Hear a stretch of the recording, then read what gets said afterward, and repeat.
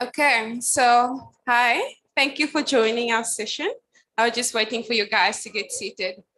But as I was saying, is that I think it is widely known that climate change impacts further marginalized, the most vulnerable communities. And in response to that, Indalo Inclusive focuses on individuals and communities that are at the base of the pyramid and supporting them through market-based approaches. And we'll talk about what that approach is exactly a bit later. So today, we are very grateful to showcase our work at Indalo Inclusive with everyone here, and also to be engaging further with some of our partners that we have present. Our work has been supported by a range of key organizations and funders, namely the Government of Flanders, Nedbank, the Department of Forestry, Fisheries and the Environment, UNDP, UNEP, the EU, and GIZ. So the way the session is going to run today is basically, we are going to have a brief video about showcasing the work that we do at Indalo Inclusive. This will be then followed by a panel discussion, and we will introduce our panelists shortly. And then we'll have a brief session on Q&A. So if you have any questions, please hold them for the Q&A section. And then we'll do a brief closing. We have one hour, very limited time. And the video we're going to be playing is around 10 minutes. So we'll play the video directly after this, but yes, welcome. Welcome to Indalo session in partnerships with the African Center for Green Economy, DFFE, and SALGA. Let me introduce our panelists as well, and then we'll move directly to and maybe they can just give a wave on who is there. So joining us today, and I hope I'm going to pronounce this correctly, is Your Worship, Pukunsi Kinalemang. She is the mayor of the Municipality in the Free State. And with us also in person, we have Dr. Mao Amos. That's not that difficult to pronounce, who is the co-founder and the executive director of the African Center for a Green Economy. And joining us online, we have my big boss, Mr. Riskanju, who is the director and head of operations at Indalo Inclusive. Okay, so I think we can start off with our video just to show you and give you a sense of the work that we do at Indalo Inclusive. Thank you.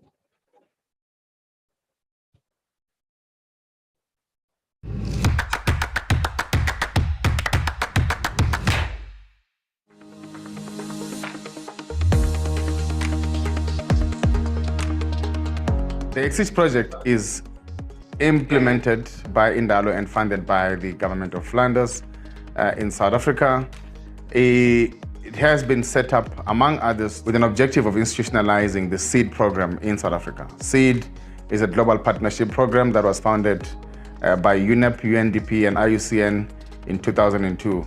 Since 2017, Indalo Inclusive has been the hosting partner of the SEED program in South Africa. As a result of the SEED program implemented through Exige, Indalo has been able to support, under the auspices of the SEED South Africa Climate Adaptation Awards, a number of enterprises in various sectors such as agriculture, water, in rural and township economies of South Africa.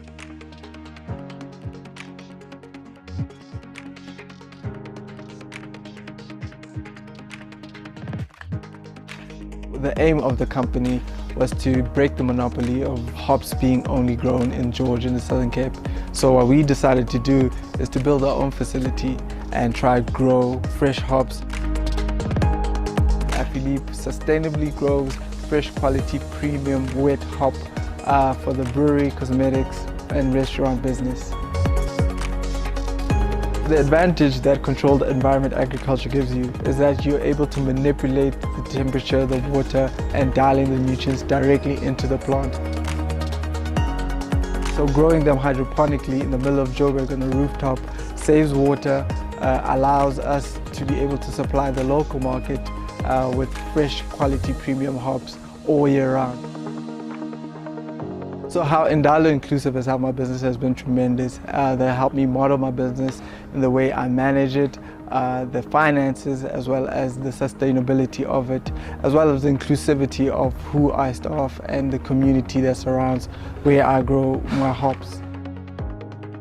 Considering how South Africa is right now in terms of employment, we would like to train and introduce to the youths a hydroponic way of growing. So not just for hops, but also for other vegetables, whereby they can grow and supply their communities and also create employment. I imagine us supplying agriculture across the country in a fresher, sustainable way, which bodes well with our motto, which is better farming for better living.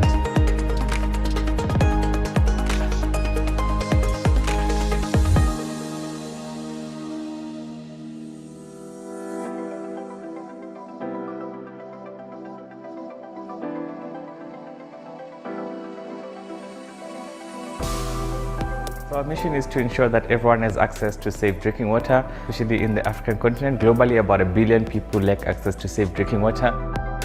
Our technology is 2 to 3 stage filtration technology. At the moment, we're doing about 3 million liters of water every month. Our mission is to ensure that we reach about 5 million people over the next 5 years. To ensure that we can reach as many communities by decentralizing water collection, purification and distribution for smaller communities. Indalo Inclusive Awards were very helpful for us in terms of scaling, especially when we're looking at our scaling strategies, just creating better ways of strategizing and replicating our business model. So looking at partnerships, growing partnerships in communities. Last year when we started our program, we wanted to ensure that we can be as environmentally impactful as possible, people impactful as possible, and also economically as impactful as possible.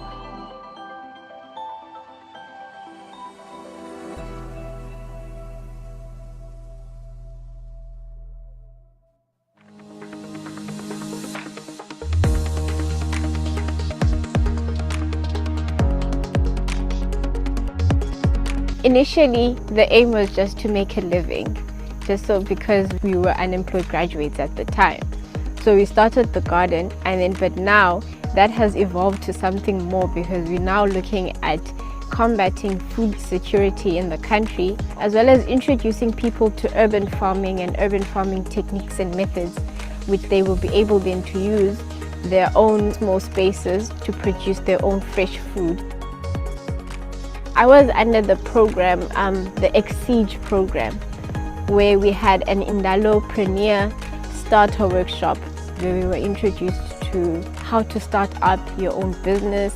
I've now seen the need to have a formal business that is registered. We now have a business plan, which I did by myself from the things that I learned from the workshop. And then now with the grant that we're going to get, we'll be able to build our own nursery and also fix up the garden. The idea is to have everything that you use to cook with be coming fresh from the garden. So that is where we are trying to head to.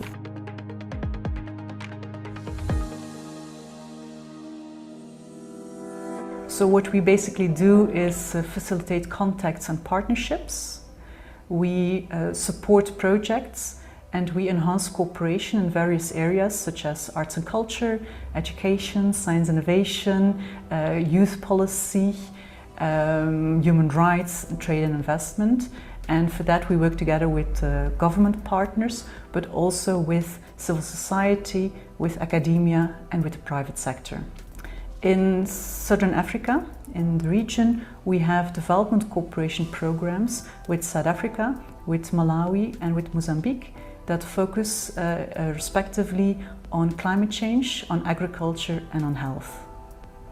Currently, Flanders supports Indalo Inclusive for a project that is called towards enhanced climate change adaptation and an inclusive adaptive green economy in South Africa. The aim of the project is to sustainably enhance the climate resilience of rural communities and businesses through a market-led approach of strengthening innovative and economically viable climate-smart enterprises. The work that they're doing and that they have done in the past is really in line with the priorities of South Africa, of the South African government, and that's why it is so important for us, which is obviously job creation and the transition to a green economy. Why we as Flanders really value our cooperation with Indalo Inclusive is obviously because of the importance of their work. It's always interesting. It's a pleasure to work with the people of Indalo Inclusive, but also because of the fact that they constantly look for synergies with other projects and other partners that we support. And that is really key in our program here in South Africa.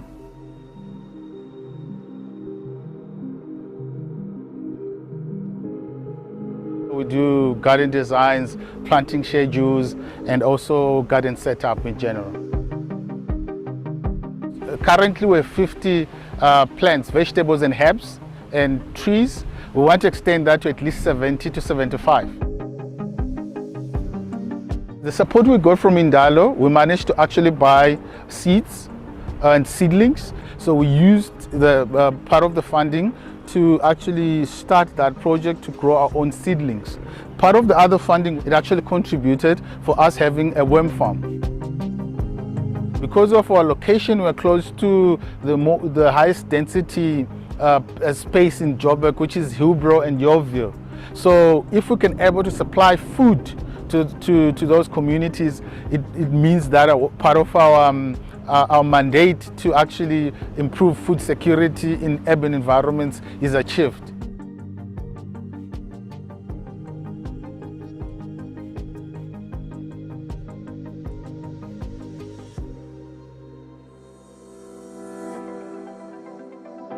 We're basically doing farming, crop farming and poultry.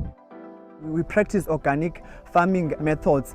Even our soil, we don't put any fertilizers. We use the organic fertilizers. We do our own compost. Our mission is to provide fresh produce to the community and then to provide job security for the people that are unemployed. Indalo has helped us a lot because we were able to buy equipment and be able to increase production in the farm. For instance, we've bought a chicken plugger as we are doing poultry as well. So we are doing fast production. We are able to increase stock and be able to deliver to customers on time. And we've also bought an irrigation system because we want to irrigate our crops throughout the year as we didn't have enough power water system. So now Indalo, with their ground, we've seen a lot of difference because we are able to operate now easy and we are able to produce more.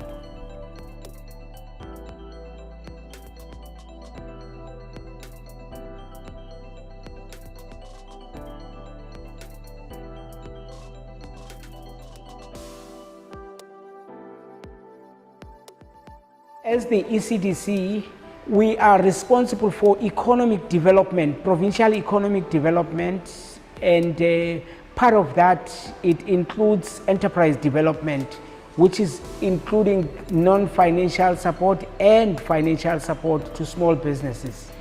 The relationship with Indalo has worked very well over the years, and it's a cooperation relationship wherein we put our resources together and are able to promote and develop eco-inclusive enterprises. The mentorship program has been beneficial to encourage businesses to be more sustainable, and the fact that, the need for looking at green businesses, businesses that are sensitive to environment, which ensures that the future generations are able to enjoy what we are enjoying today.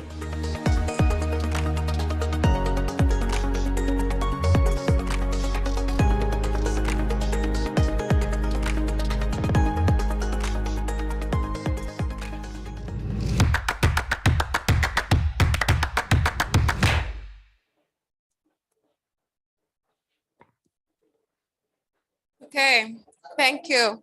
Can you hear me? I feel like I'm speaking softly. Okay, good. Okay, so I just received a question from the audience while that video was playing. Does Indalo only deal with farming? No. Indalo's work cuts across different sectors. So agriculture is one of our key focus areas, but also we focus on water, we focus on energy, we focus on waste as well. So both climate change, adaptation, mitigation, and cross-cutting themes like just transition.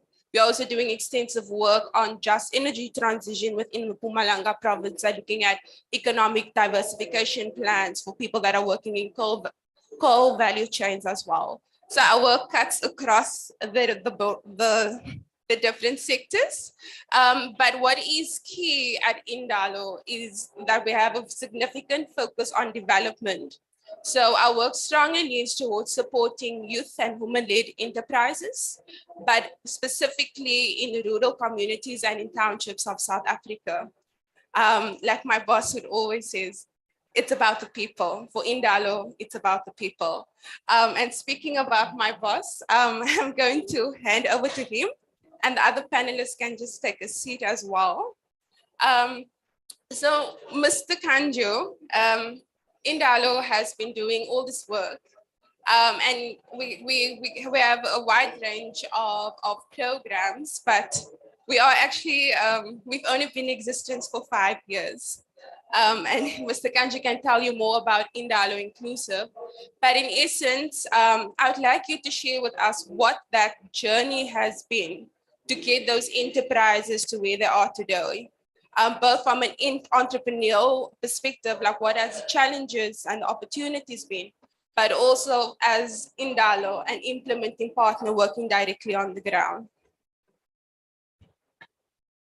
Thank you very much, Shamila, and thank you to everyone, most especially our partners on the ground and sitting on the panel, or your worship, Honorable Mayor, and as well as Dr. Amis from African Center of Green Economy. Thank you so much, and Shamila, thank you for the opportunity. I'm very sorry that I'm not able to join physically on the ground, but I think as you've seen in the video, that to directly respond to your question, Shamila, what has the journey been like for us? You know, at the core of our work, in fact, would not be what we are and where we are today had it not been for very strong intention on collaborative partnerships. An example of that is what we see today with the panelists that are sitting on in the room this afternoon, and we truly appreciate, and we work across various sectors. I think just to give you a little bit of background, and as the videos actually provided a very good summary, is that we were institutionalized in South Africa, building upon a very extensive and very beautiful program that SEED has actually implemented in various countries of the country, and we've been hosting that program since 2017 to 2021. We no longer host SEED, however, we've learned from that process and been able to build upon all of those opportunities that were provided. So collaborative partnerships is the center of our work, and as the video you would have seen, but also what Shamila has indicated, we work with a number of organizations, both from a funding point of view, but most importantly, you know, other developmental-minded organizations and on the ground. You know, the South African government, specifically the Department of Forestry, Fisheries, and the Environment. And I emphasize this because in the fight against, you know, the impact of climate change for our rural and township communities or vulnerable communities, we cannot do it on our own. No organization that can stand and say we can single-handedly deal with issues of climate change and its impact thereof. We rely quite strongly on these collaborations, because the technical expertise that each and every one of us bring will eventually help, and as Shamila said, the people that we're supposed to serve. So if you say what the journey has been like, that's number one. But two, we work with entrepreneurs. So we don't run these projects ourselves. However, we have an ability to identify these entrepreneurs, select them and incubate them over a period of time, and maybe sometimes across the different stages of their growth. And of course, that comes with a number of challenges, but I think we wanna look at the kind of inputs that we make ourselves as an organization. So for example, we train what we call business development service providers, equip them with tools and skills, and in turn, they're able to support these entrepreneurs over periods of time. We run various incubation programs that some of them are actually focused at very early age or sometimes even idea stage type of enterprises to enterprises that are ready for investments. We are able to profile them. So, for example, today is an opportunity for them to showcase some of those. I mean, if we had time, we could be spending a lot of time kind of showcasing some of these enterprises that we support. But on an annual basis, apart from various electronic media platforms through which we support we showcase enterprises, we also run what we call the Indalo annual symposium, through which we have created a platform where investors, funders, donors, enterprises, and entrepreneurs are able to interact and create opportunities for collaboration. We provide technical support through incubation of these enterprises, like I've said, at different stages of the entrepreneurial journeys. And most importantly, and I emphasize most importantly, funding becomes key. So most of the funds that we give at an early stage is mainly grants, ranging from as little as $1,000 sometimes per enterprise to as much as about $20,000, depending on the size of the enterprise and the stage at which that particular enterprise is at. So, Shamila, I think I'll stop there for now. I'm happy to take questions.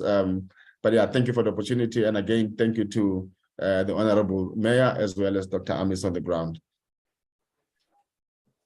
Okay, thank you, Mr. Kanjo. But I would like to just pose my question to you once again, because I think you kind of just gave a great overview about Indalo, but didn't necessarily touch on the challenges of the work being done as implementing partner and the challenges that enterprises are often faced with. Yeah, so if you can just give your input on that, just to give people a sense of what it is like to be working in the spaces and working directly with these enterprises. Yeah, so thank you so much. So I suppose the biggest challenge I think that we witness across the different landscapes where we work is the stimulation of innovation among our communities, among our entrepreneurs. You find that many cases people tend to innovate on the basis of what they've been exposed to. People can only innovate as far as they've been exposed. So exposure becomes quite critical. But also you have people who obviously are responding and immediately responding to the challenges that they face on a day-to-day basis. Hence, in many cases, you see a lot of agriculture type of innovations, because people are dealing with day-to-day issues, issues of hunger, poverty, and the like. So therefore, means and strategies to really ensure that people continue to survive become critical. So therefore, they need to innovate around the spaces of livelihoods. The other challenge that we have is that these innovations are, require funding. Apart from technical support that they need to receive, funding becomes critical. We live in societies where the earnings and wages that people receive, it's basically not enough to help them even start thinking of investing money into setting up enterprises. Therefore, the role of development partners, government, and in fact even private sector becomes quite critical in making funds available to stimulate these ideas. And I think we also need to understand that this will take time. So many times I find that we are too anxious and we hasten quite a bit in wanting to see impact and wanting to see success stories, but this will take time. So we need quite a bit of what Mao will call patient funding. We need patient funding. We need a lot of resilience of these funding programs. We need to allow failure. A lot of the times, a lot of our enterprises will give up quite soon because they have not really received resources and support to try and experiment. So funding to experiment, it's quite critical. That's why for us, we encourage people and want to support them even at idea stage, because it's only at that level where people can try out innovations. So I hope I've been exhaustive enough for you. But maybe one point, Shamila, it's really also about, a commitment to these partnerships that we set up, and then really deliberately and intentionally looking for opportunities through which as different organizations and different partners, we can work together. So if Indalo is strong at identifying these enterprises, someone else is strong at providing very strategic business acumen and technical inputs to the enterprises, because at the end of the day, it's about them. It's about making sure that they succeed and ultimately contribute to the solutions that we face in as far as climate change is concerned. Okay, thanks, Mr. Kanju. So in terms of the challenges, you touched quite a bit on the challenge of funding. And I think I'd like to call on Dr. Mao Amos to just talk about what are the sort of, and I think with the challenge in addition to funding is for small scale enterprises, there isn't always the climate finance is always directed at commercial scale businesses instead of small scale enterprises. So what do you think are sort of the different innovative finance mechanisms that can be packaged for small scale enterprises? And very interestingly enough, within the COP context, with there being a lot of, pushback at climate finance that comes perhaps in the forms of concessional loans and a lot of kind of promotion for climate finance to be in the form of grants. How do we kind of frame that within that kind of calls for additional grant funding as well?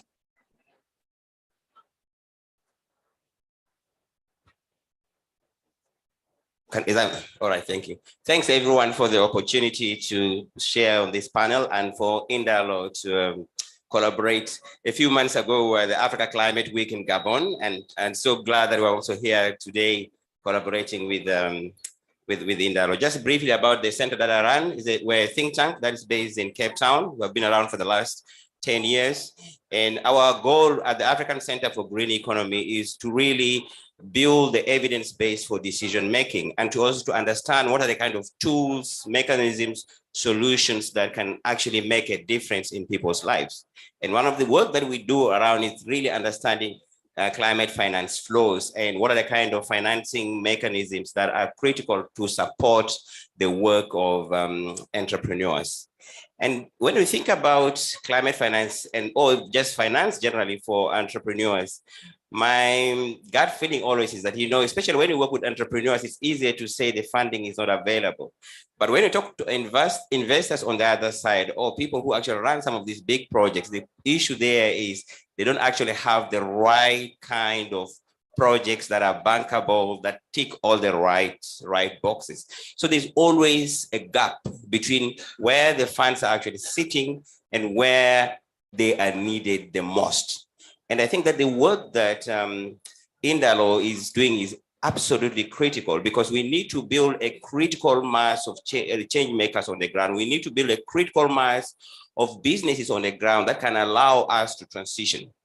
The other thing is that, these issues around the green economy or the transition, climate change, they are relatively new from a business perspective. So everyone is learning, whether it's the big corporations, SME, there's no one who is an expert on these issues.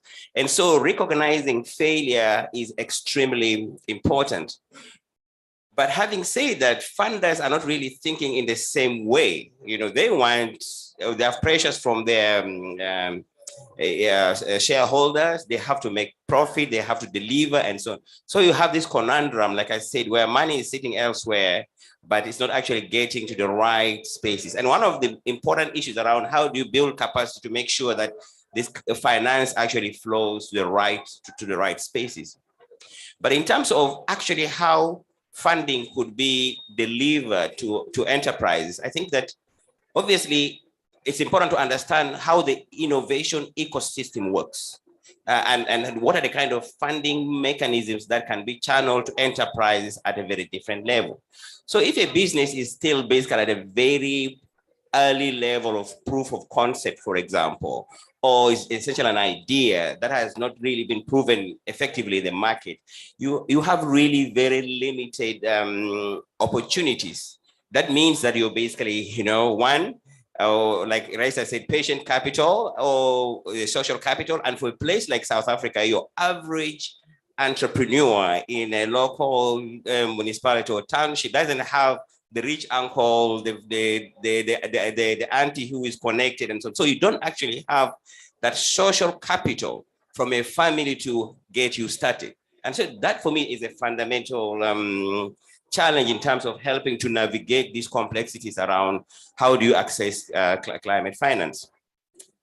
And one of the things we have also noticed is that in the context of South Africa is that the innovation ecosystem is absolutely not well coordinated. A few years ago, I'm sure you all remember, Cape Town almost ran out of water. And we wrote a report for the Water Research Commission called the South Africa Water Innovation Story. And we were coming from the background of South Africa is well endowed in terms of capacity innovations in the water sector, but why is South Africa actually having a water crisis? So we talked to innovators at universities, we talked to funders, we talked to research institutions and so on. And it was very clear that the innovation ecosystem was completely broken, in the sense that innovations that are sitting at the university with postgraduate students and so on are not actually finding their way to the market. So the Water Research Commission will fund any R&D at the innovation level. But once the innovation has gone out, the investors are not really talking to those innovators. And oftentimes the innovations fall through the cracks. And I'm sure we all know about the value of death, which is really a critical issue. And so some of the funding mechanisms that one could think about is things like blended finance, for example, for enterprises that are already almost market ready, but have not really got a proven concept, and other, obviously, like climate finance issues and climate finance funds that could be channeled. But absolutely, grant system we cannot do without. And I think it's been very clear in this COP that we can't have climate finance structured as loans and so on, because the battles that we're facing, oftentimes even the business models are not proven yet. So there's a lot of learning that is required. And to be able to do that, you need very risk-averse investment that would allow one to progress. I don't want to hog the mic, but I'll talk more about that later. Thanks, Shamila. Okay, thank you, Dr. Mao Amis. So yeah, just reflecting on what you said, that social capital is quite significant, but absent. If I understood that correctly, or it's not entirely there. But my question is just a quick follow-up from my side. What could sort of replace that social capital in its absence? What could we potentially replace that with to support enterprises ideation phase? That's a very good question. And work that we did in the Northern Cape province, we did an entrepreneurship program there. And one of the key things we found was that actually, if you create platforms that allow entrepreneurs to collaborate more with each other, they're able to oftentimes overcome some of their challenges, because many times the challenges entrepreneurs face are actually less financial, but more kind of moral support, support that they actually need to be able to make things happen. And we'll actually talk more about collaboration in my session, which is right after this. So if you stay for the next session, you will hear more around how we collaborate more specifically around South Africa and how we can connect South African entrepreneurs, innovators with the rest of the continent. Okay, I'm gonna have to jump the gun on collaboration, so they don't need to wait for your session to start. So speaking about collaboration, Councillor, please tell us about sort of collaborative models that is currently being done within the Free State that you are aware of, and also within the municipality, between local government as the government structure that works directly or more directly on the ground with citizens, and with other implementing partners as well, or with enterprises directly. Thank you, Shamila. Indeed, municipalities are the first respondent to climate change disasters. Now, us as local municipalities, we are the first one that needs to respond and take our communities along.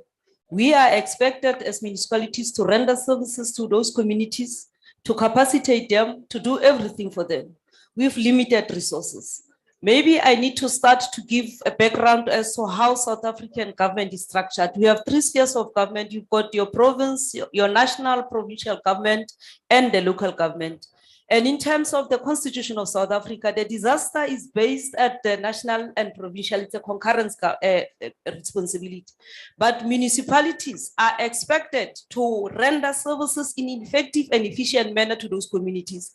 We are expected to collect revenue from those vulnerable communities who are unable to pay for themselves, who are unable to do anything for themselves. What is critical and important in all this that needs to happen is to capacitate municipalities so that they can be better positions to capacitate their own communities, to teach them to change behavior in terms of climate change adaptation.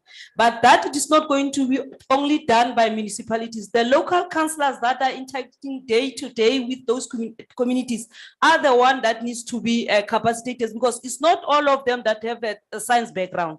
But the models that are there, we've got a system that is called the integrated development planning. That does not only look within a particular municipality, but it also looks to the next municipality. I am going to give a classical example of what happened in the Free State and in a municipality that is closer to our municipality. We had disaster in KZN and in the Eastern Cape, and also in the Northwest. That disaster, Northwest is closer to Free State, Eastern Cape is closer to Free State. Anything else that happens to those 2 provinces and its own municipalities, it affects the Free State, because Free State is termed as the food basket of the country.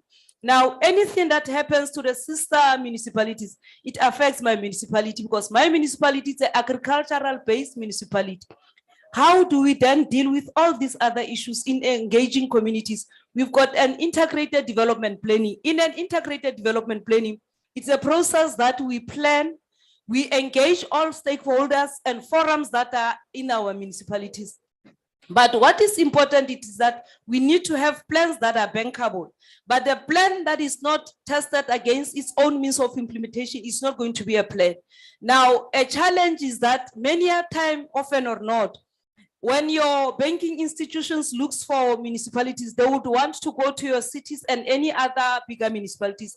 They forgot that even those small municipalities, they feel the effects of climate change impact. And climate change does not have a size, does not have a face, does not have a gender. It affects everyone else. But the most vulnerable people, it becomes women, gender, and young people. So our responsibility as municipalities is to make sure that we take them along in everything that we are doing. In our daily work, in our meetings, and on monthly and daily day, we need to ensure that in an indigenous form of doing things, we take them along, because climate change is not a new thing. It has been there. And in South Africa, we've been hit by all forms of climate change impacts. It has been drought, it has been the disasters, it has been flooding. As we are here now, the municipality next to us that is called Klukuruho, there is a flooding there. Earlier, 2 years back, there were insects that flooded Tukuluho, and that on its own had an impact on agriculture, because if agriculture is affected, it means people are going to struggle. But who's going to struggle more is the most vulnerable communities that are within those municipalities that are expected to pay for services that are rendered by those municipalities. And the infrastructure that the municipalities are having, it's an old infrastructure that needs to be taken care of. For us to be able to deal with the old infrastructure, we need to have enough resources, of which municipalities doesn't have.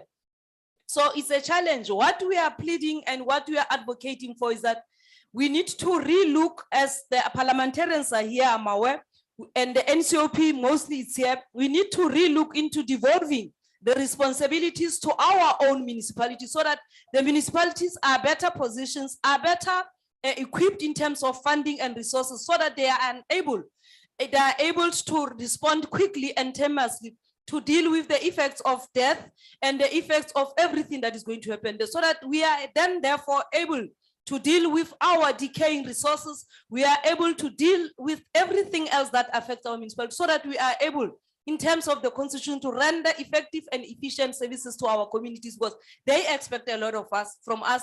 They don't know national, they don't know province. The only sphere of government that is closer to them, it's a local sphere of government that they interact with day in, day out. And anything that happens, whether it's issues of social development, it's issues of health, local government has to respond. So we are actually advocating that we must be better capacitated, better resourced, so that we can be able then, therefore, to deal with our communities and empower them and take them along. But in all these forums, we need also to have science people that will also come and deal with these issues of climate change, adaptation and mitigation in an indigenous form of way, so that our communities do understand, because it's not a new thing, it has been there. I will pause for there and I'll take other questions. Thank you. Okay.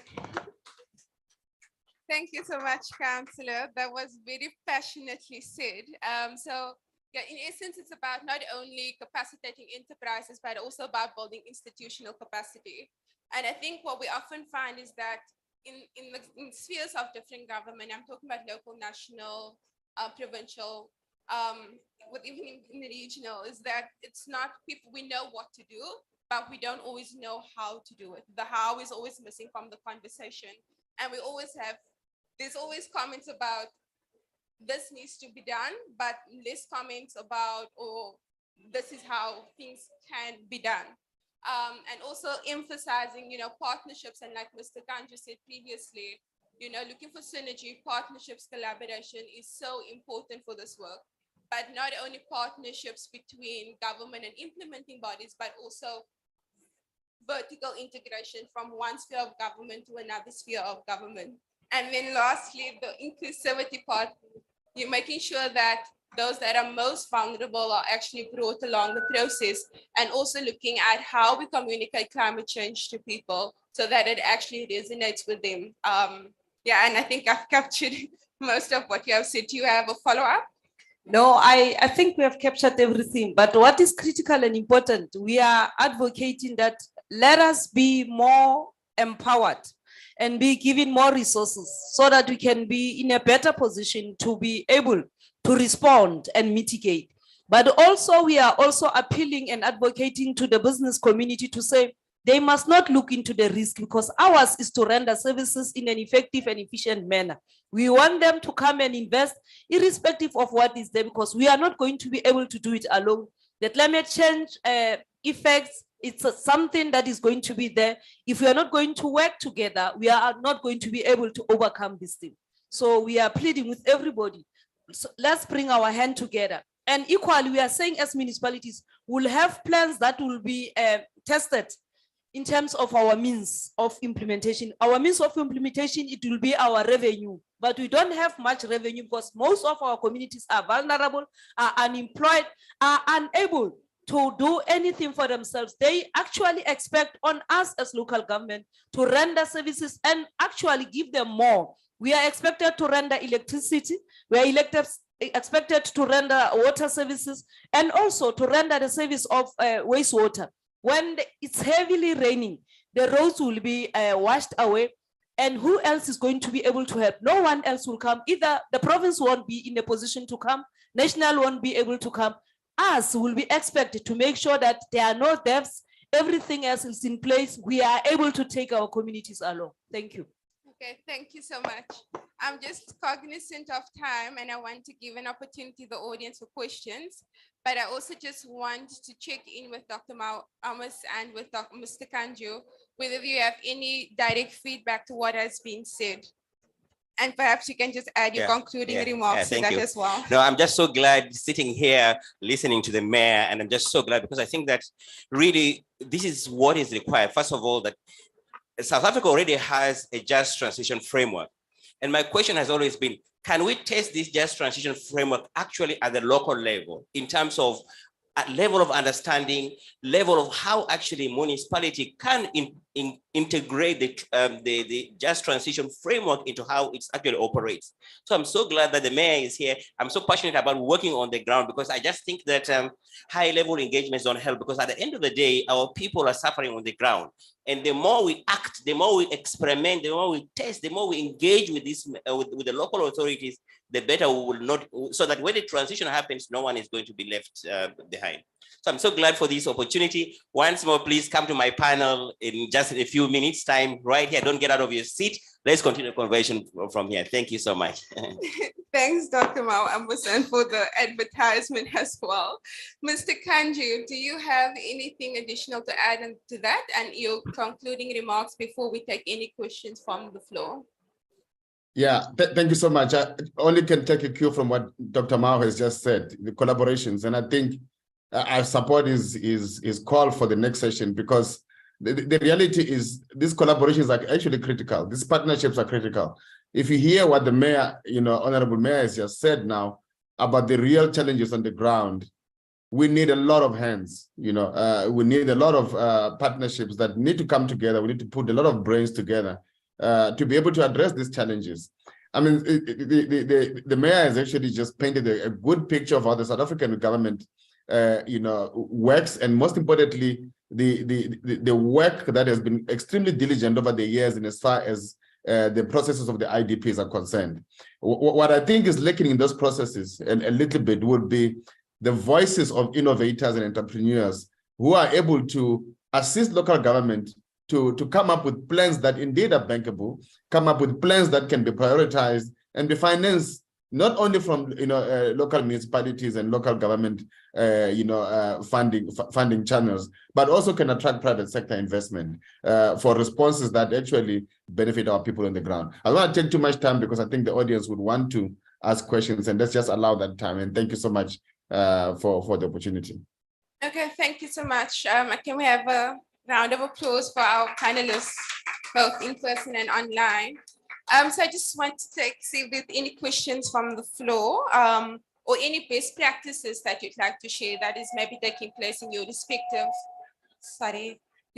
countries or provinces, if you're from South Africa, or cities as well. Over to you, sir. Thank you very much. My name is Ntibi Mudise. I'm a pedestrian from South Africa. I'm not going to share any best practice because I do not have any. I'd like to ask a question. I want to assure you, Doc, I'll form part of the next session on collaborations, and most of the questions will be raised there. But what is pertinent here, what comes across very strong, everyone keeps making reference to the IDPs, which is the centerpiece of the guiding documents between the participation of the people and the municipality and local government. Now, in this COP, we learned that climate financing is at the center of our preoccupation, all of us. And there's a huge difference between adaptation and mitigation. What are the plans at local government? One, in terms of co-opting our people to get an understanding in depth and their participation in mitigation and adaptation. One, but two, how do we use the African Continental Free Trade Agreement to catalyze industrialization whilst addressing the climate crisis? Thank you very much. Thank you for that question. So I think I direct the first question at the councillor and the second one at Dr. Mao Amis. You have a question. Can we take responses first, or you're going to note everything? Okay. So, okay, we'll take all questions first, please. Okay. Please note them down so that you don't forget them. And then we'll do a quick round of answers as well. Yeah. Thank you. It's not really a question, it's a comment really. As I was looking at the video that you were playing earlier on, I was thinking, all of this hard work being done and good work being done, it's of course happening in a municipal space. But what you tend to find is that it's not really with the involvement of the municipality. The reason being that the means of creating partnership and collaboration in government is quite conservative, dictated by legislation that is more about if you are to give somebody resources to do something, then there must be a competitive way of giving that. Therefore, you go the whole way of procurement. But we don't have a means of partnering without necessarily buying a service from somebody. So it was saying to me, the work that we are currently doing from the South African Local Government Association, by the way, I'm Tobeli Kolisa from the South African Local Government Association. We are exploring ways in which we can, of course, within the context of accountability, be able to partner with innovators without necessarily procuring a service, but work with them to solve local problems that people are coming up with. There's a lot that people are trying to do, but when you go to a municipal door to say, I want to work with you, the first question is, what will be the means of contracting? And then it directs you, you must then advertise, you must then procure the service. But sometimes that's not the best way of doing that. So what I'm taking away as I'm living here is that work that we have started to do this year of exploring different means of partnering is something that I think is going to be important if you are to respond meaningfully to some of the challenges. Thank you. Okay, thank you so much for that point or that comment. So it's about really looking at partnerships between local government and implementing partners. And I think, I don't know, Mr. Kanju, if you kind of, I think I'll direct that comment on you if you want to give feedback on that. And maybe I'd like to, yes. I could tell. And maybe you can give feedback on maybe some of the examples of work that Indalo is already doing with municipalities across the South African landscapes. Okay, so that's one. Okay, I'm gonna go to this Sylvia and then I'm gonna hand over to him because I think his hand was up earlier. Oh, there's too many. So 1, 2, 3. Is that fine? All right. Thank you very much, Shamila. My name is Sinekuku Zukulu. I come from the Alfred Nzo area in South Africa. I think one of the critical things is what awareness is being done, what capacity building is being done to help the young people see the opportunities. Opportunities are there. And my question, and I think even to local government association, to municipality, to innovators like Indalo Inclusive, is how much is being done to help the young people see the entrepreneurial opportunities. For me, that's the big question because, and that's where the collaboration comes in, but it requires proactive action, initiatives from all the stakeholders to be able to take the initiative of helping. We're doing it as part of the NGOs to help young people see. And I think it requires all of us, all the stakeholders. And I'd love to know what is the local government doing? My second question also, which is to local government, is are all the municipalities developing, they are required in terms of the legislation to develop climate change strategy and adaptation plans? Are those in place? Are those documents being used? Are they being implemented? Because that's what is going to drive the change and get the people ready. If we have, as the policy requires, we have the climate change strategy, we have the adaptation plans, and very critical for rural economies, because rural economies, as Councillor was saying, they are more vulnerable because their livelihoods are dependent on the natural environment, on the natural resources. So, and having those nature-based adaptation plans and having the EBA, ecosystem-based adaptation, is very critical. And are they there? If they are there, are they being used? So for me, those are the critical questions. Thank you. Okay, thank you very much. Councillor, have you noted that those were directed at local government? Okay, so we are asking for a moment to just answer a few questions and then we'll take the rest of the questions after that. Okay, over to you, Dr. Amos.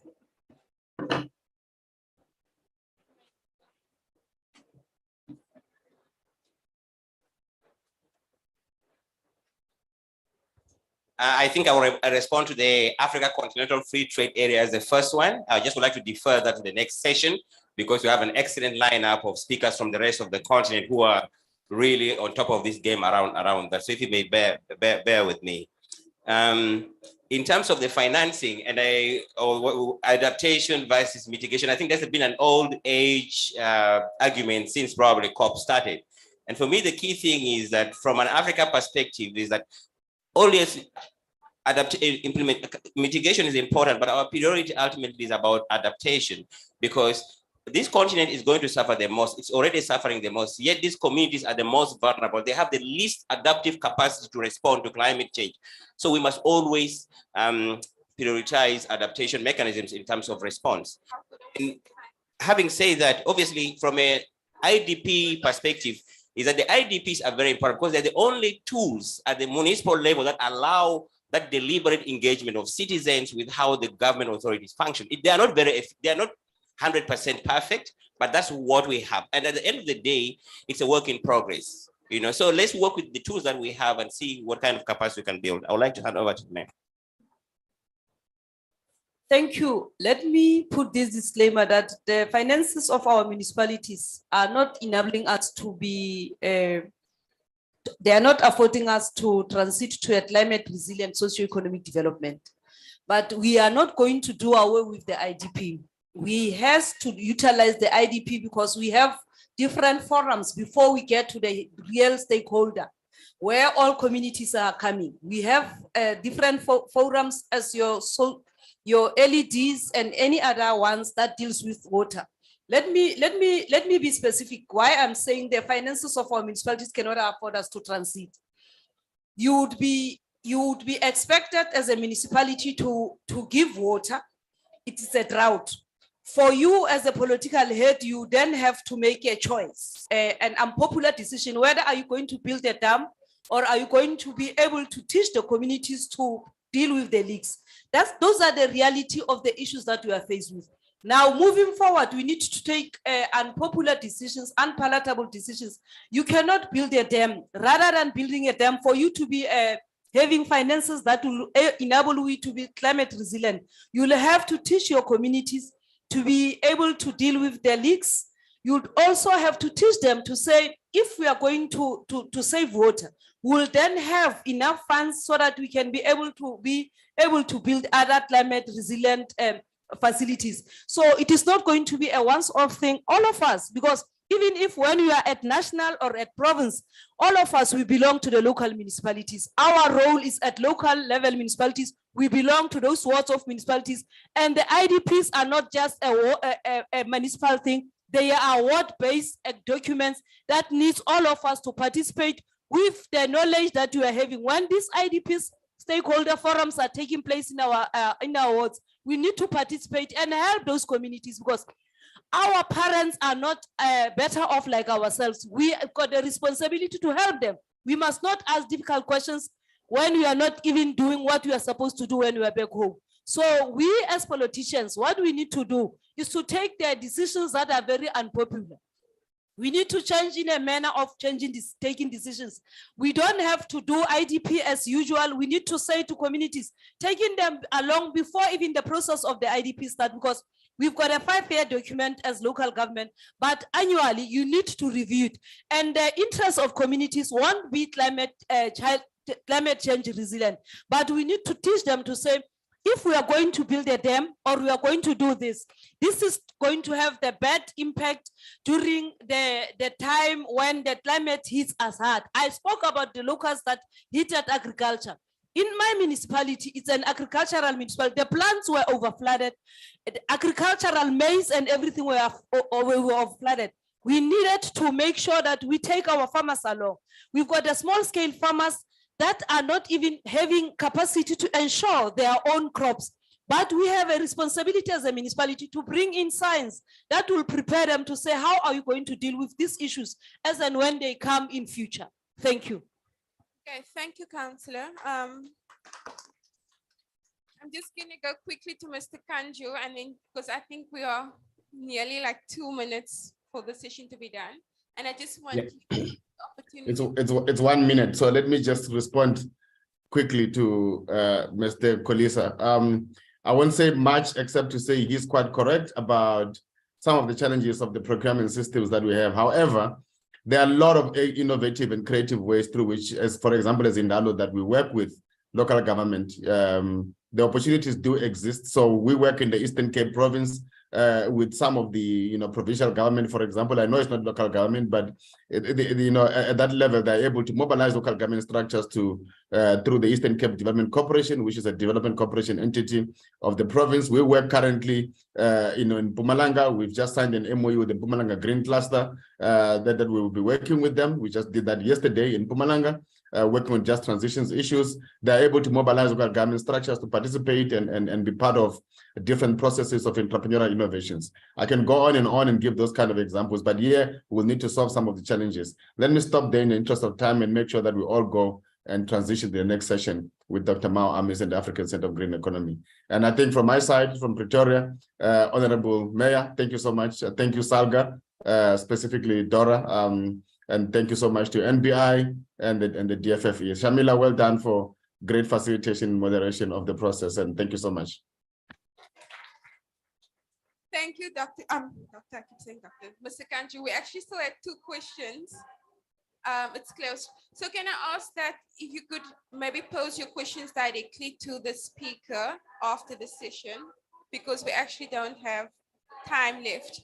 If you want to engage Mr. Kanju, I can forward your questions directly to him as well. Okay. Okay, do we want to take a picture quickly? Thank you so much. Thank you so much.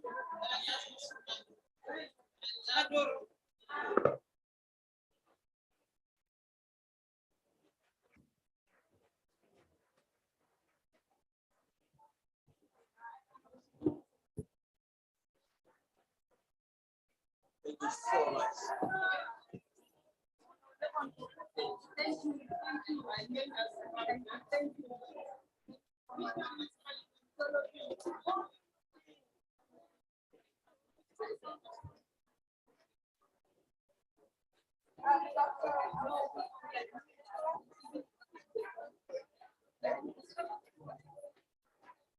Thank you.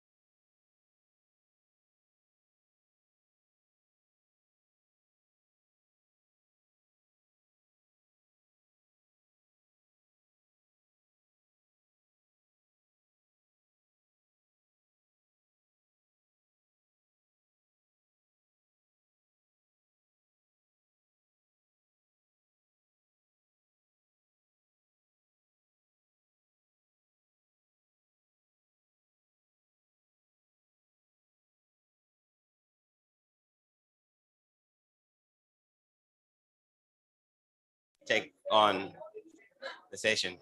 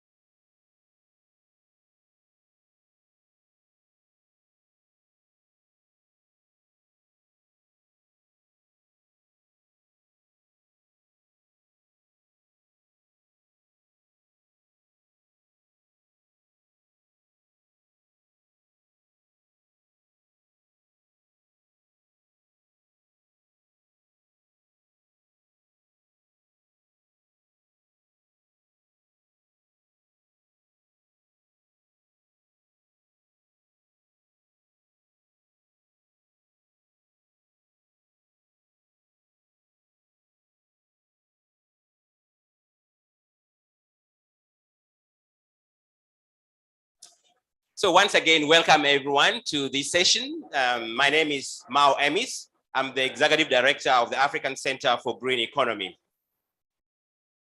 Okay. So this session is being hosted by the African Center for Green Economy and IDRC. IDRC stands for the International Development Research Center, with whom we have been collaborating for the last 2 years. I'm working directly with the IDRC, trying to see how we can accelerate the transition to a low carbon development across Africa. We're specifically looking at 2 projects in South Africa, looking at a very local level, how energy access and energy transition can be enhanced and accelerated at a lower level, and in Uganda, where also the challenges around energy access, and we're looking with social enterprises there to see how we can help them overcome energy-related challenges. The African Center for Green Economy, if I may just say 1 or 2 things about us, we've been around for the last 10 years. I founded the center right after finishing my PhD at university. So this was a very important year for us, our 10th anniversary. And really, our agenda for setting the African Center for Green Economy was we wanted to set up a platform for emerging leaders on the continent to be at the forefront of driving the continent's development agenda. And I can proudly say that in the last 10 years, we have done incredible work in terms of creating the kind of platform that is required. And as a think tank, really our key goal is how do we build the evidence base to ensure that policy making is driven by up-to-date information that really reflects the reality on the ground.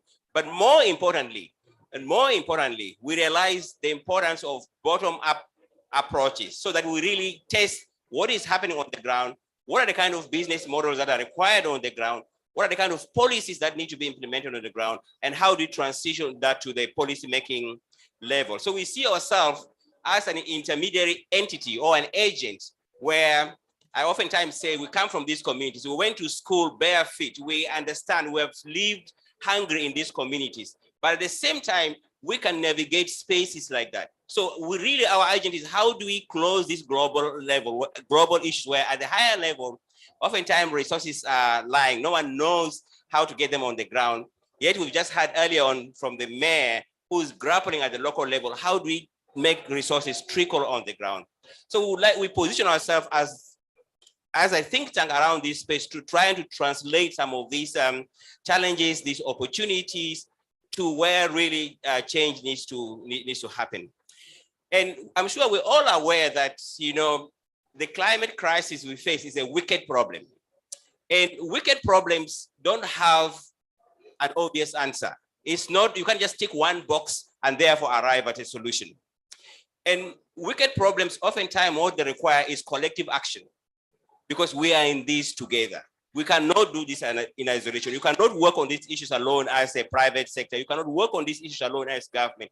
You cannot work on these issues alone as civil society. And so for me, when I was thinking about conceptualizing this session, I was debating what is it the best way to convene this kind of session. And one of the things that I arrived at is like collaboration is really critical to help us address the climate crisis. In fact, for years, my mantra has always been that, you know, collaboration is the currency of the new economy. Without collaboration, without holding hands, we'll never be able to deliver anything. So it gives me immense pleasure to introduce this highly esteemed panel that I'll be hosting this afternoon to tackle the issue around collaboration. How do we build effective partnerships? And what are the kind of things that we need to do to ensure that we transition collectively, we transition in a way that no one is left behind. So I'd like to take this opportunity to call out our panelists. If I call a name, then you can come on the stage. First of all, I would like to take the honor to welcome Dr. Frank Regisban, who is the, I hope I pronounced that name right, who is the Director General of the Global Green Growth Institute. We're very delighted to have you here, Dr. Frank, much appreciated. It's quite ironical because the African Center for Green Economy was founded 10 years ago, and the GGI was also founded 10 years ago, but it's the first time I'm sharing a platform with the GGI. So the need for collaboration is indeed important. So thank you for joining us. The second on the panel I would like to invite is Elizabeth Gulugulu, who is the global focal point of the official UN Child and Youth sector, if I'm right, you correct me. Thank you, Elizabeth. And after Elizabeth, we have Noella Molefe, who is the Senior Advisor on Just Transition with ESCOM Holding South Africa. Welcome, Noella. And after Noella, we have Dr. Eric Tambo, who is Head of Technical Collaboration at the UN University in Bonn. Thank you, Eric, for joining us. And finally, we have Kwame Ababio, who is a Senior Program Specialist with the African Union in charge of technical cooperation. Welcome, Kwame.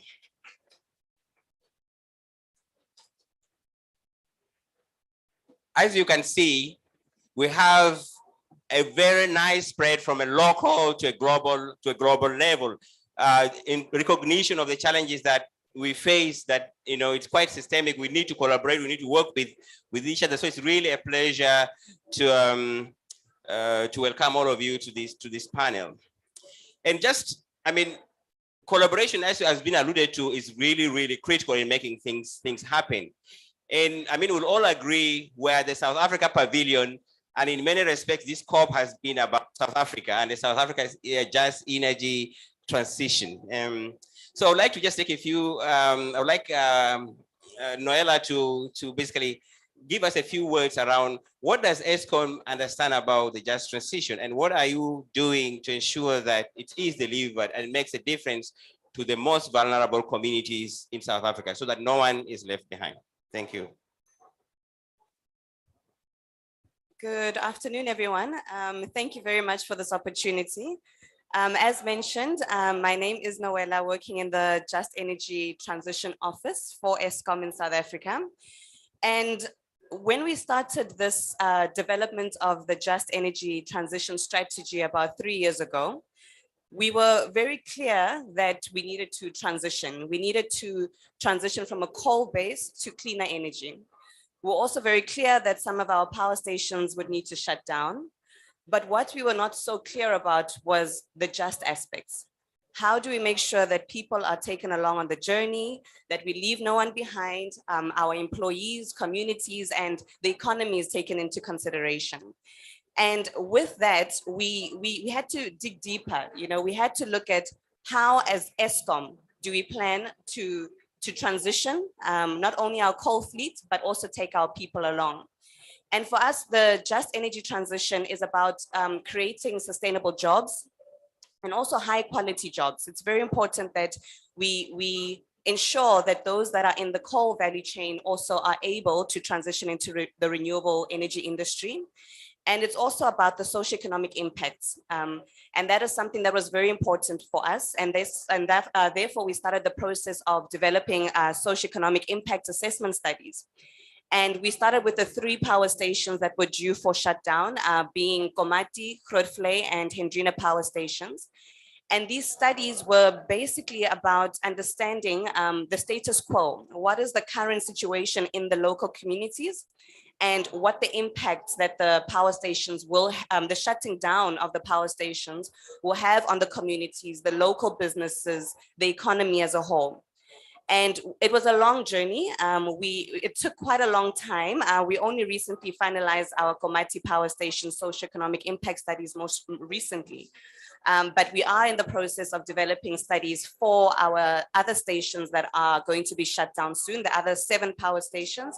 And this is very important because the just aspects need to be really considered.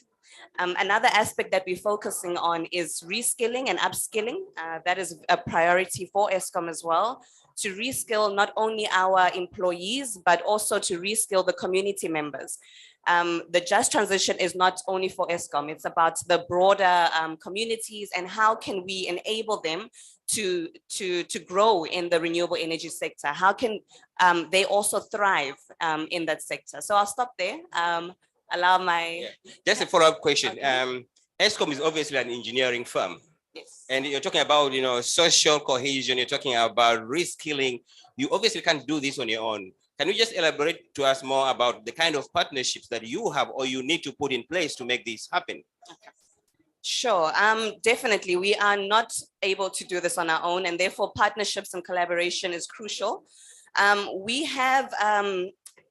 We're collaborating with quite a number of people. Firstly is the Mpumalanga province, and there we are collaborating on the whole just energy transition. How do we take people who are in the coal value chain and enable them to work in the renewable energy sector? We also recently opened a Komati training facility at a Komati power station. And with this, we collaborated with GIAP, who are funding the training facility. We're also collaborating with the University of Cape Peninsula Technology, as well as Saratech, which is the South African Renewable Energy Technology Center.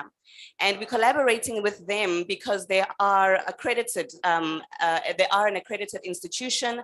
They also offer accredited training courses specifically for solar, wind, and other courses that we are going to collaborate with them on. So it's a partnership so that we, as ESCOM, we do not have the accreditation. We are unable to train our own employees, but we are working with them so that we can enable our employees and community members.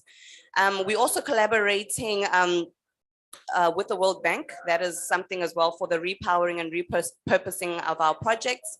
But yeah, there are quite a few collaborations. The Dutch Embassy as well. With them, we are collaborating on repurposing our Grootvlei power station. And there we're looking at agricultural opportunities. So there are a number of collaborations that we're looking into. And like I said, we cannot do this on our own, and we need to work with a various number of stakeholders who can assist us with this. Thanks. Thank you, Noella, for an excellent elaboration of what ESCOM is doing. I would like to scale up a little bit and slightly move to what is actually happening within the continent. So I want to invite Kwame to make remarks on behalf of what African Union is actually driving through to make sure that African countries collaborate with each other in terms of meeting their NDCs, because ultimately, it has been said in this discussion, South Africa essentially is potential a benchmark for what could happen in the rest of the continent. And already in the previous session, questions have already been asked around the Africa Continental Free Trade Area and how do we make sure that South Africa is connected to the rest of the continent. I have a very vested interest in that because I'm originally from Uganda, but I've lived in South Africa for 18 years. I went to school in Kenya. I've got a bit of heritage in South Sudan. So I have a trajectory across the continent. And it's always been my mission to say, how can we connect South Africa to the rest of the continent? Over to you, Kwame. Thank you very much, Mao, for this opportunity. With regards to the question you asked, I mean, without doubt, we all know that the NDCs are at the center of the climate actions. They form the bulk of what needs to be done for the rest of the continent to transition in a just manner and in a way that also is transformative and carries along the millions of our people from the current state of poverty into one of well-being and better livelihoods. So at the level of the African Union, we have recently developed and also adopted through the mechanism of the heads of state, an African Union climate change and resilient strategy. So this strategy is supposed to be a guide for member countries to help them in implementing the various climate actions, the various environmental actions, and particularly with the NDCs. And if you look at NDCs as they were framed initially ahead of COP21 in Paris, the level of collaboration, the level of engagement between the lead ministries, that is the Ministry of Environment, and the very important sectors, agriculture, energy, it was very much lacking. So if you look at the first iteration of the NDCs, you realize that not much went into it, not much analytical work went into it to develop those NDCs. But in the second iteration of the NDCs, we are starting to see a very strong collaboration between the various ministries, which is good because when we talk about climate actions, we are not looking at the environmental component of it. And the attendance here at the COP is ample testimony to that. We are seeing people from all sectors because the issues of climate affect each and every sector. So for instance, in South Africa, the approach is to have a whole of government approach, just not dealing with just one ministry, but bringing all actors on board because this is a national development issue. And so if you look at the position of the African Union on this, it is that let's not isolate the issues. Let's bring all of these issues together. Issues around gender, forestry, whatever the issue is, let's aggregate them and work towards a common goal. That is why we have been promoting the position that the nationally determined contributions should be part and parcel of a national strategy. It should not be one that is sitting in one particular ministry. And so in a few countries that we've worked with, they've set up country level engagement processes, bringing together the different ministries to work together. And then also, even at the level of the regional economic communities, we've seen a lot of the regional economic communities coming together and having a peer exchange of ideas around how to implement the NDCs. And we think that going forward, this is going to be the structure within which the NDCs have to be implemented. One, driven from the bottom, from communities, because at the end of the day, it is the communities that are affected the most. I mean, you look at issues, for instance, around climate financing. There is a very staggering statistic that I came across the other time. Between 2003 and 2016, less than 10% of all climate financing actually reached local actors.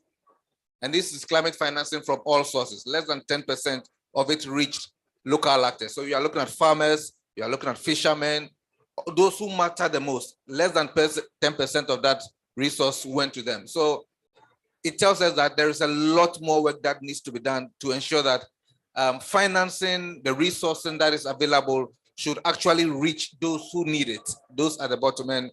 It will take collaboration, it will take a very strong national policy environment to be able to drive this process. I'm so glad. I'm sure SALGA, which is South African Local Government Association, will be very keen to engage with you around that. Elizabeth, you know, talking about leaving no one behind, talking about making sure that climate finance and resources flow to those who matter most.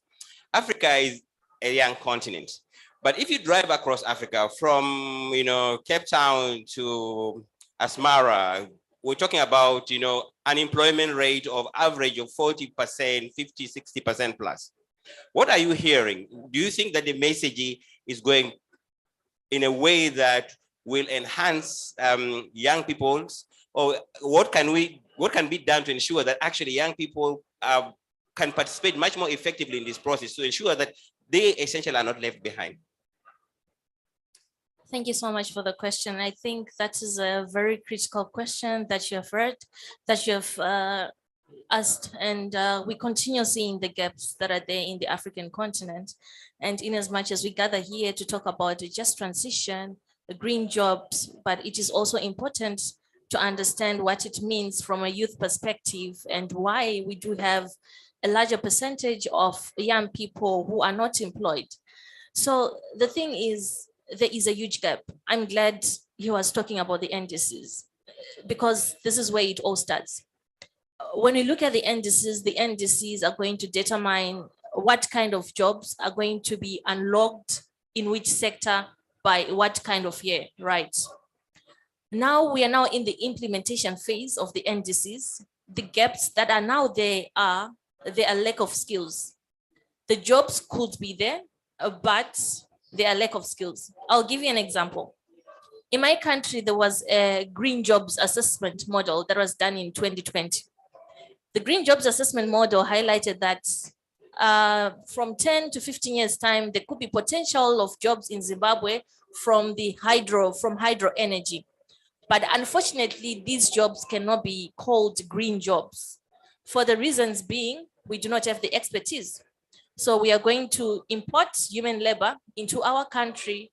We're going to import engineers to work in those spaces. So this is the gap that is actually there. So it is very important. I mean, we have SDG 17 for a reason, partnership of the goals. Young people, they need to be coordinated. Even the organizations and the private sector themselves, they need to be coordinated. What we need to do is to support and upskill young people, as she was saying, because we have lack of skills. We have gone to school, but as it stands, we are importing our solar panels. If the solar panels are not working, we export them to another country for them to recycle. We cannot even doing it. But if we export the solar or the electric waste, we're exporting jobs. So we need to make sure that it's a circular economy whereby young people can get to manufacture, repair, and unlock more jobs. Could it be in the agricultural sector, waste sector, industrial processes and product use, the renewable energy sector? If we manage to do that and mobilize resources to make sure that we build the skills for young people, I think we would have solved the issues that are currently happening in the African continent. Thank you. Thank you, Lisa. I just have a quick follow-up question. Just a question and comment. I've been very impressed in how the youth and child constituency of the UNFCCC have been engaged. The work that you have been leading at the UNFCCC, very impressive. Because I mean, if you look at previous COPs and so on, young people had never been part of these kind of processes. Are there any pockets of excellence, stories of how you think effective partnerships that will really empower young people? Are there any examples of what you think really works that needs to be, you know, scaled up, needs to be replicated elsewhere? Yes, I'm afraid if I start talking about examples, I might take 24 hours, you know, talking about examples. But for us, what's important is to make sure that we advocate from policy level. Of course, we have some of us who are activists, but young people, we cannot categorize them in the same group. We have a lot of young people that are in the negotiation rooms. Last year itself, we have 3 articles that are referring to young people, Articles 63, 64, and 65. And this has helped to engage young people in the policy teams whereby they can negotiate. The reason we have these good stories is because once we advocate at policy level, it then becomes easy for us to implement it. So I've given a reference of these 3 articles, but we have also managed to secure youth seat boards in the CTCN, which is quite a good thing for us. We have young people that are actually advocating for technology transfers within the CTCN board. This has never happened before, but I will end here.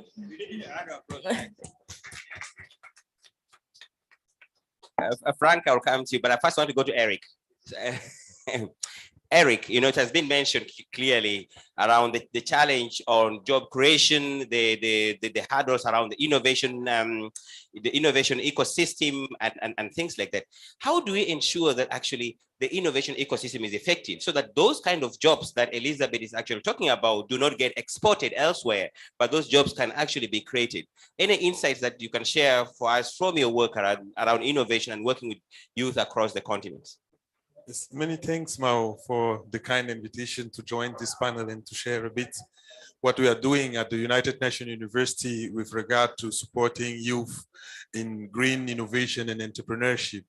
So I think what the colleagues was talking about is a bit, it's a complex issues because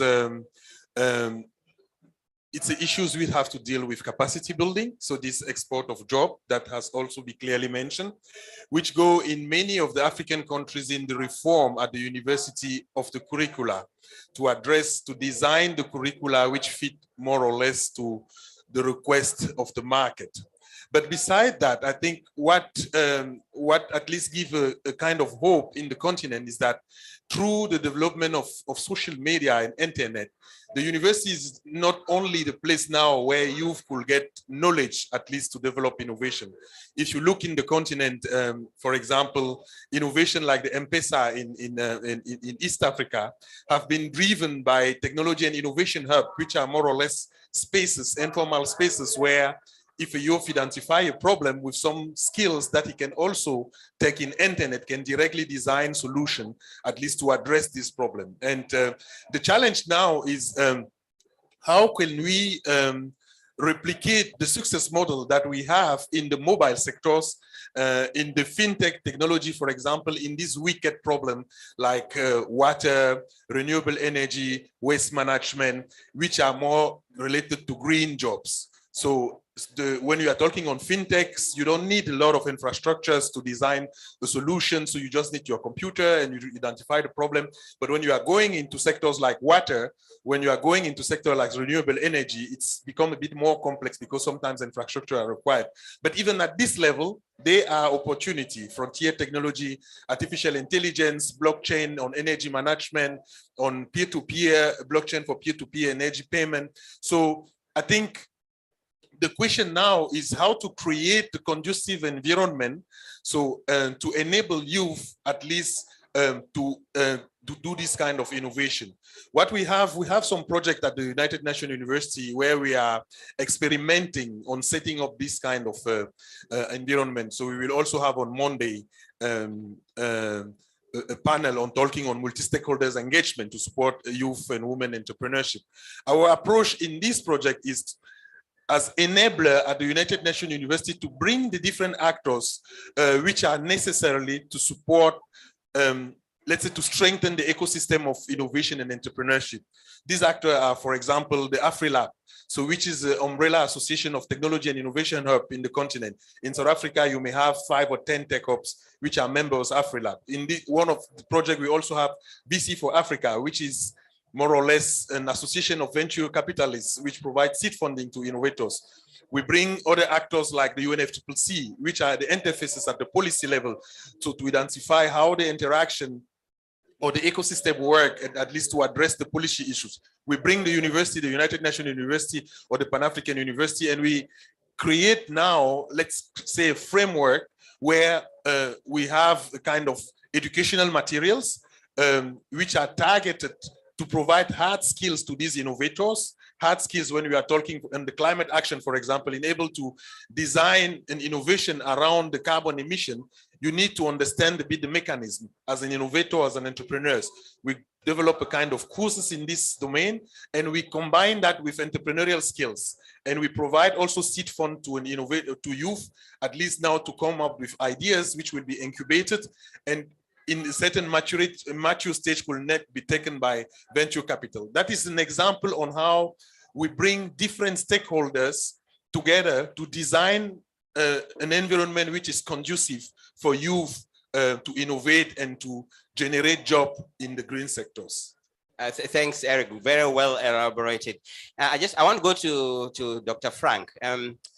Dr. Frank, first of all, I would like you to highlight some of the interventions that DGI is doing across the continent in terms of uplifting, the continent, particularly from a renewable energy perspective.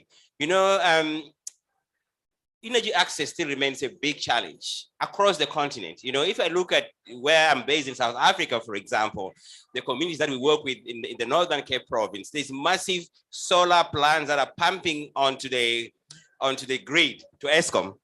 But we have communities that have never had energy access. What do we actually do to ensure that these communities, if they don't get onto the grid, they actually have the required energy access? The same to Uganda. We just completed a survey as part of this IDRC project we're collaborating on. We interviewed about 480 entrepreneurs in the West Nile region of Uganda to look at what are some of the challenges they face in terms of energy access. And it's daunting. Oftentimes, someone runs a business that is a million business, but in a day, they only have 3 hours of electricity. There's no way you're going to lift people out of poverty if you don't actually address the critical challenge of energy access. Over to you. Thank you. Thank you to give me a chance to speak. So I'm Frank Rijsberman. I'm the lead of the organization living in Seoul, Korea, but I'm actually standing in for Dr. Male Fofana, our regional director for Africa, who was going to be here when this was at a different time slot. We are not actually a think tank like you are. We are an intergovernmental organization, indeed only about 10 years old.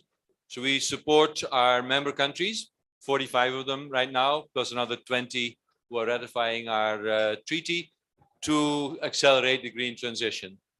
We're unfortunately not in South Africa, but we are in Uganda and in Ethiopia, Rwanda, Senegal, and a number of countries. With our staff sitting in Ministries of Finance, Environment, to do the kind of stuff that we are discussing here. And we're working with the African Union on your GRUP, the Green Recovery Action Plan for Africa, which is all about green jobs, right? Unfortunately, too few countries have actually taken advantage of all the money flowing to recovering from the pandemic to create green jobs. We've been coming up with studies. One of them is a nice one that relates totally to what you were describing for Eskom. In Colombia, they have coal mines. They're very worried that people who will lose their jobs when the country closes the coal mines will be unemployed. So we actually did a study to show that in those 6 districts where there are 60,000 jobs currently in the coal mines, which are going to be going away when the coal mines close, if the country actually focuses on the forest economy, on the non-timber forest industry, on opportunities to give people livelihoods from forest-related products, there can be more than 60,000 jobs created in those same districts. But of course, it's not necessarily the same people. So there has to be an effort to retrain. There has to be an effort for upskilling, for getting young people jobs in those bioeconomy or forest economy parts of in that case, Colombia. But we've done studies looking at the NDCs that countries submit. And in those NDCs, we're generally only talking about how greenhouse gas emissions can reduce. Very few countries actually look at the green jobs that can be created in renewable energy or in reforestation in the forest economy. In fact, there are millions of those jobs. And yes, some of them, people don't have the skills, and there is a risk that they will not be in the same country. So we do need investment in just transition. And we do need, as almost all of us have been talking about, investments in giving young people a chance to become entrepreneurs. So I'm glad to hear about all the green entrepreneurship programs that we are talking about. We also are talking about that, giving young people a chance to become agri-entrepreneurs or green entrepreneurs, whether it's in waste management, or we have a project to train, that's not young people, actually grandmothers, solar grandmothers, to say older women in the community who people listen to. If you train them as technicians so that they can help people maintain the solar home systems, they can train young people to become solar technicians. There are a lot of opportunities for people as we You asked about energy. Yes, we need some very large plants like ESCOMs, but I think across Africa, we need much more decentralized small systems, solar home systems or village systems, the kind of systems that people can then indeed maintain themselves and use for their homes, but also for water pumping, using it for solar irrigation. Quite a few projects we've been doing from Uganda to Ethiopia to Burkina to Senegal are about solar irrigation as part of climate smart agriculture. And in some countries like Senegal, where they already have irrigation with very high prices for energy coming from the grid, the solar irrigation is putting solar panels so that farmers pay less for their energy to pump. But in other countries like Burkina or Uganda, where they're having rain-fed agriculture and where they're having increasing trouble with droughts, it is providing solar-powered irrigation system together with training for farmers on how to use them so that their agriculture becomes more climate resilient. And there are a whole series of new jobs in the value chains, from farming to food production, all the way down to indeed improved nutrition as well. So I think there are lots of opportunities for young people, maybe not to become farmers like your grandparents, but to become agripreneurs, right? I think a more modern interpretation of agri-food systems and linking, as they do here in Egypt, energy, agriculture, water, and food, right? That, I think, is a critical nexus for many African countries. Increasing energy access for homes, but also for agriculture and for generating jobs. I'll leave it there. Thanks. Thank you, Frank. I would like to make this a conversation. So I'd like to open to the audience if there's any questions from even the previous session that you would like to ask for the panelists before I come for second round of comments and the closing remarks. Any questions?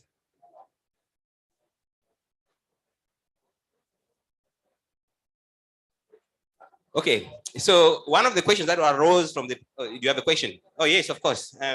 There's a mic there. There's a mic there. If you can introduce your name and your affiliation, please. Thank you. I'm Tembe Gamtun from South Africa. My question is directed to ESCOM. Thank you very much for the way you presented it, your input. My question is on the reskilling of the community. When you talk about the reskilling of the community, what is it that it entails?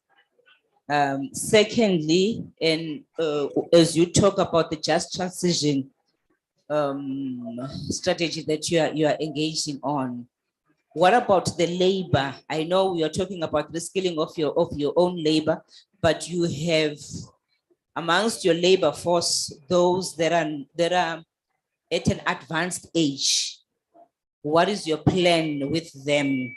Do you have a strategy about them within your organization, ESCOM? Can't remember the Kwame. Yeah, Kwame. He spoke about the climate change strategy for Africa. How far do you assist different governments in terms of inputting into their climate change act, whilst it's still a bill, while it's being in the process, so that we can show that we have an output that is talking to the strategy that you are presenting. Thank you. Any other? Yes, we'll take those two questions and then we can go for another round. Yes, go ahead. Your name and affiliation. My name is Ntivi Mudis. I'm still a pedestrian from Cape Town. I realized that you were running away from the question on Africa Intertrade because I thought you were going to start with it, but you did not. But I'll pose it. My apology. It's fine. I'll pose it differently this time. But I take in interest in this topic But I want to know so that Africa, as Africa, were able to harness the resources and the moment of change that is being brought by climate change. Because if we are not appreciating that as a fact, and there's a lot that needs to be done, how do we then take advantage of the African Continental Free Trade Agreement by promoting intra-African trade through renewable energy. I apologize, the question might not be directed to any specific presenter because I quickly went out for some air when the earlier session attended. Thank you. Your question is definitely spot on, and I think that because of that, I'll prioritize the panelists responding. You know, it's absolutely critical that we have to connect Africa better, and I oftentimes say that my center is located in Cape Town deliberately because I want to deliberately make the connection to the rest of the continent, and I think that the Africa Free Trade Continental Area Agreement gives us the tool to really be very deliberate about how we work together. You know, a few years ago, I drove from Cape Town to Kampala, 6,800 kilometers. And the most painful thing across the continent is crossing borders. You know, everyone wants to, you know, so many things happen around borders. But once you enter into the continent, you can park your car on the roadside and nobody minds you. You know, so we really need to unlock those barriers of how we can make Africa work better. But I'm going to let the panelists respond to the free trade area issue, and then your very important issue around communities and reskilling. You know, how I got to know Noella was because I have a student who is doing her master's degree and looking at reskilling issues, and we interrogated her on the same issue. But one of the things I'm very passionate about is, you know, people talk about stranded assets, talking about how, you know, in the transition, some assets are going to be stranded. And my question is, what about stranded communities? What about stranded workers? What are we actually doing to ensure that as we think about stranded assets, we also need to think about these potential communities who are going to be stranded? But I don't want to hog the mic. Who wants to take the question around continental free trade area? I'm looking at you, Kwame. You seem to be obvious one, yeah? Yes. Okay, so I'll start by responding to the question you raised, Madam. Firstly, about the continental climate change strategy. As you know, the architecture of the African Union is not the same as the European Union. It is more or less an advisory kind of engagement. It's not a stick and carrot process with the African Union because it does not have total control of its member states. So in most cases, what the union does is to propose a certain framework, and then the countries using their own profiles, their own priorities, will then buy into that continental framework. So for instance, this climate change strategy has several components, and adaptation is part of it, mitigation is part of it. So based on the country's own priorities and interests, then they'll choose which one, which angle they want to follow. Fine. That's really fine. I think so I the think, only thing that I'm very happy about is that I didn't travel. Because okay, so clearly this is what the African Union does in terms of the climate change strategy. But in terms of the implementation proper, we are also able to provide some level of support to the member countries to implement the various components based on the country's own priorities. So then through the priorities, we're able to engage and support that aspect. And then to the question you asked about and even just to mention in conclusion to your point, when it comes to the climate change laws, I think with the exception of South Africa, no other country on the continent has specific laws around climate change. So it tells you how advanced South Africa is within this space. What we have is that within the East African community, as a regional economic community, they also have a bill on climate change. But this is a regional bill that needs to be domesticated and ratified in the countries. Not many of the countries have even started doing so. So I think South Africa is clearly an outlier, and a lot of the countries need to learn from that experience.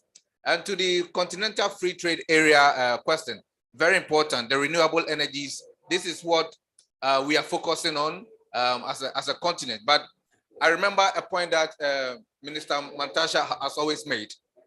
Look, the transition is important, the renewables are good, but let's use what we have to develop. Our focus should be about development. When we use all our gas resources that have been identified, our contribution to global greenhouse emissions is only 1%. It's negligible. So these and many of the resources that we have discovered, I think we need to continuously use them. And that is the narrative that we need to be pushing. In the near future, the just transition will come in, but we need to take our time to use our resources to be able to develop. And then which connects to the point that you make about renewable energy. I think with the different power pools that we have on the continent. So for instance, now that South Africa, and I live in Midrand anyway, so I know what I'm talking about. So, what's okay, is it the mic? You're following the mic, I guess. Okay. So so with this challenge that we are having with energy paucity in the country, if, for instance, we had renewable from another country, we may be able to export it into or import it into South Africa. So if we had a kind of a regional power pool where there are shortages, we'll be able to import them. And I think this is the essence of a continental free trade area. And that is what I think, once the systems are set and the processes have come into play, we'll be able to make use of the excess capacities that are in other countries and import them into where they are needed. Thank you. Frank has to excuse you. Thank you so much, Frank, for your time. Really appreciate you having around. Thank you. No problem. Thank you. Thank you. Yes. Over to you, Noella. Thank you very much for the questions. I think they're very important questions. So to address the first one about the communities, so I'll start with the process that we've started embarking on with the Komati training facility. It's in phases. So the first phase is to have introductory training for the ESCOM employees. And that is to just give them information on what is renewable energy, how you can get into it. Should you not want to continue in the value chain or the coal value chain, what are your options in the renewable energy value chain? That's the first phase. Then afterwards, it's a process of identifying beneficiaries from ESCOM as well as community members who have the minimum requirements that can be trained on solar, wind, and other renewable energy technologies. But we're not only stopping there, that's with Saratech. What we also want to do is to develop development hubs in the communities where community members will be able to go and learn soft skills. How to write a proposal, how to put together a CV. All those soft skills are quite important for the communities, and we've taken that into consideration. And other skills as well. Information sharing. So these hubs will be developed in the specific areas that will be affected. And for us to do this, we definitely need private sector investment. We need social partners to come to the table because we need that assistance. We need the partnerships so that we can develop these hubs and so that the communities are not left as ghost communities. They are going to have knowledge about renewable energy. They'll be able to become entrepreneurs in the sector and also be able to transfer skills to other people in the communities and other sectors as well. So the second question was with regards to our labor and the older people at our organization. So we have put together an HR plan. It's a very detailed HR plan for ESCOM staff. And as part of this plan, some people will be transferred from the power station that is being shut down to other power stations. They will be reskilled, upskilled to do other jobs as well or stay in the same field. There will not be any retrenchments. People will not lose their jobs. That is something that we've worked very hard on, making sure that nobody loses a job. For those people who would like to take packages, we will be offering the elderly employees to take a package, but we have various options available for our employees, and that is very detailed in our HR plan. Thanks. Thank you. Is there any panelists who want to respond to the issues that are raised, or is there any other questions that? Thank you, ma'am. Say your name and the microphone here.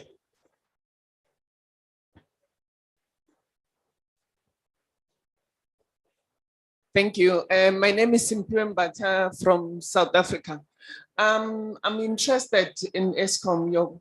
What you've presented is very good and it looks good, but I have a problem on the rehabilitation of those 3 power stations. Remember, you've got flying ash that is part of your waste there. What is going to happen to that flying ash? I think it's heaps and heaps there. I know somehow we are recycling it, but into clay bricks. But what is your plan? Because we need to have a rehabilitation of those 3 power stations. Remember, you are supposed to rehabilitate it as the polluter. Thank you. Is there any other question? I would like to check if there's last questions from the audience, and then we'll open up for the panelists to make final remarks, concluding remarks, and we close because we should be over in the next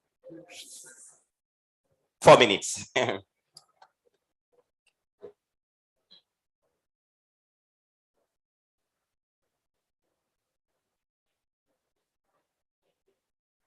So sorry, online audience, my apologies for not keeping you in the room. It's very difficult to have a hybrid, but there's a question that came online looking specifically around funding and how funding, as entrepreneurs, they could access that funding. And I would like to direct that question to Eric from an innovation perspective, understanding of the ecosystem, and to Elizabeth for operating in this space with young people where funding is obviously a question that keeps coming up quite a lot, especially early stage enterprises. Yes, one question there, and then we make a, yes, microphone coming through.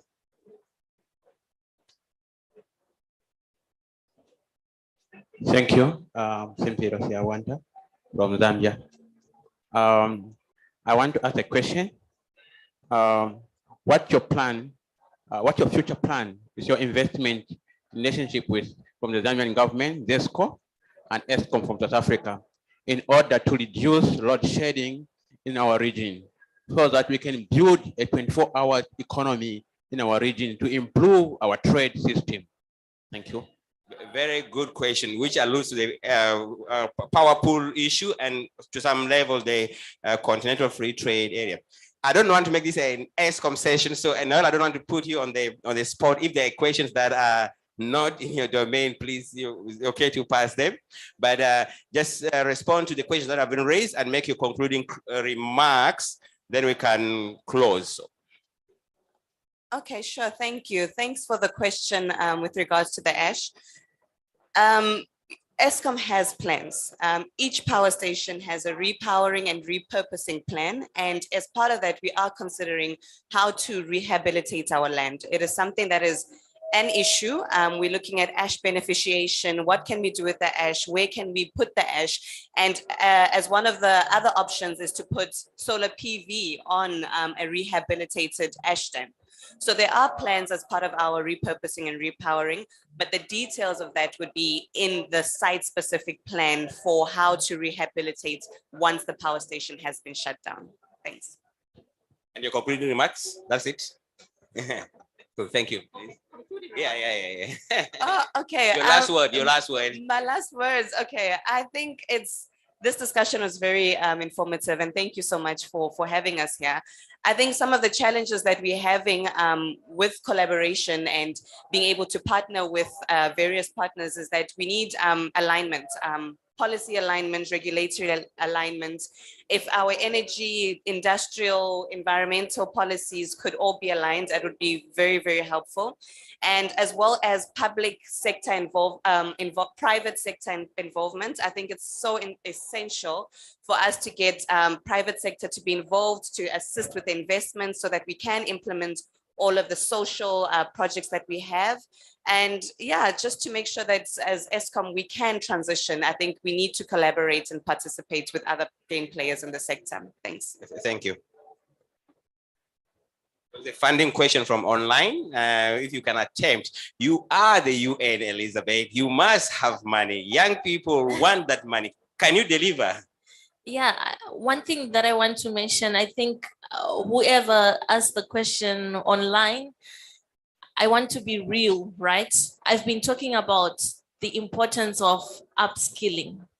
When you're looking at upskilling, it's not only a matter of upskilling in renewable energy, etc. and stuff.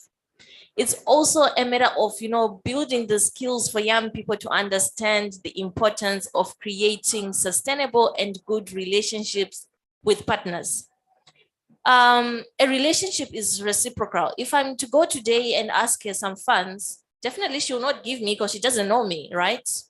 But if if any other young person whom they've been working with ask for funds from ESCOM, there is a high probability that they are going to get the funds because of the relationship that has been created over time.